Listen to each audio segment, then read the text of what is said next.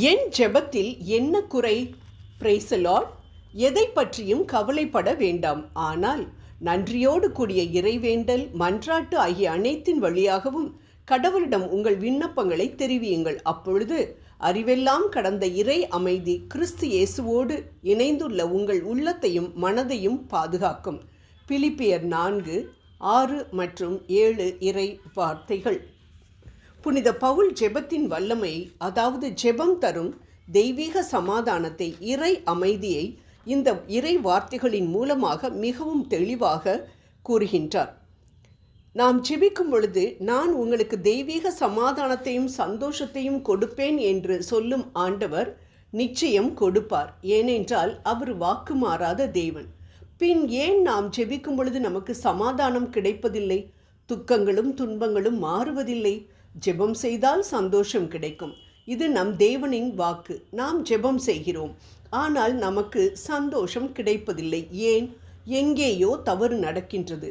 எங்கு என்று பார்த்தோம் என்றால் அது நம் ஜெபத்தில், நாம் ஜெபிக்கும் விதத்தில்தான் என்பது தெளிவாக புரிகின்றது. 1 அரசர்கள் 3ஆம் அதிகாரம் 10-12 வரை மிகவும் அருமையான செய்தியை நாம் பார்க்கின்றோம். அதாவது, சாலமோன் அரசர் ஒரு நாள் பலிபீடத்தில் 1000 சர்வாங்க தகன பலிகளை செலுத்திவிட்டு தூங்கிக் கொண்டிருக்கும் பொழுது நம் தேவன் அவர் கனவில் தோன்றி, உனக்கு என்ன வரம் வேண்டும் கேள் என்று கேட்கிறார்.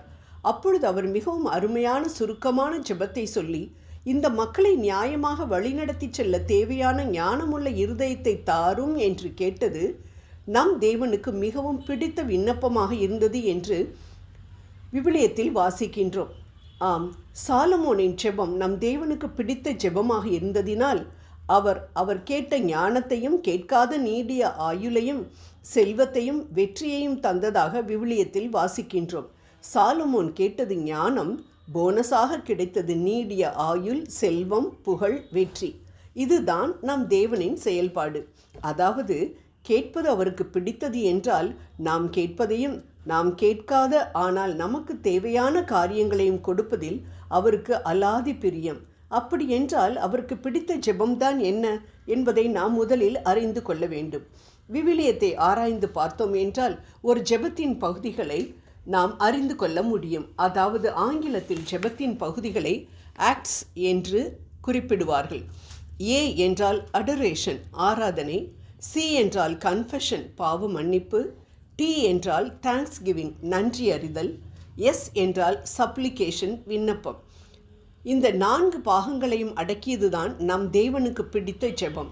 ஆனால் நம் ஜெபத்தை ஆராய்ந்து பார்த்தோம் என்றால் நமது ஜெபத்தில், என் பிள்ளைங்க நல்லா படிக்கணும், என் கடன் பிரச்சனை தீரணும், எங்களுக்கு நல்ல சுகம் கிடைக்கணும் என்று நம்மை குறித்த உலக பிரகாரமான விண்ணப்பங்கள் தான் காணப்படுகின்றது. தேவன் எதிர்பார்க்கும், தேவனுக்கு பிடித்தமான துதி, பாவ அறிக்கை, நன்றி அறிதல் காணப்படுவதில்லை. நான், எனது என்ற குறுகிய வட்டத்திலிருந்து நாம் வெளியில் வர வேண்டும் என்று நம் தேவன் நம்மிடம் எதிர்பார்க்கின்றார்.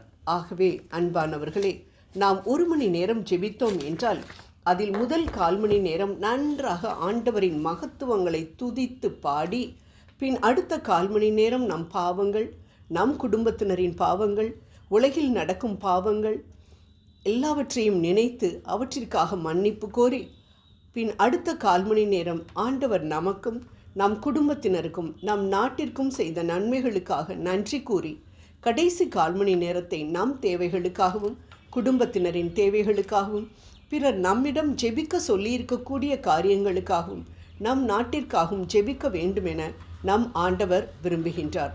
துதியையே ஏறெடுத்த அன்னை மரியாளையும், சாத்ராக், மேஷாக், ஆபேத்நேகோ என்ற வாலிபர்களையும், தாவீதையும், தானியேலையும், யோசபாத் மன்னனையும், பவுலையும், ஷீலாவையும் உயர்த்திய தேவன், பாவத்திற்காக மனம் வருந்தி அழுத பேதுருவையும், பெத்தானியா மரியாளையும் உயர்த்திய தேவன், குணம் பெற்றவுடன் நன்றியோடு திரும்பி வந்த தொழுநோயாளியை பாராட்டிய தேவன், பிறருக்காக வேண்டிய மோசேயையும் எஸ்தரையும் உயர்த்திய தேவன், நாம் இவ்வாறு ஜெபிக்கும் பொழுது நம்மையும் உயர்த்துவார் என்பதில் சந்தேகமே இல்லை. ஆகவே நாம் ஜெபிக்கும் பொழுது இவைகளை உள்ளடக்கிய ஜெபத்தை நாம் ஏறெடுப்போம். ஜெபம் செய்வோம். எங்கள் அன்பின் தேவனே, இதுநாள் வரை உமக்கு பிடித்தமான ஜெபத்தை நாங்கள் செய்யாமல் இருந்தோம் என்றால் எங்களை மன்னித்துவிடும். நான் எனது என்ற குறுகிய வட்டத்திலிருந்து நாங்கள் வெளியில் வர கிருபை புரிந்தள்ளும். உமக்கு பிடித்தமான ஜெபத்தை நாங்கள் சொல்லி உம்மிடமிருந்து நன்மைகள் பெற உதவி புரியும். ஆமேன்.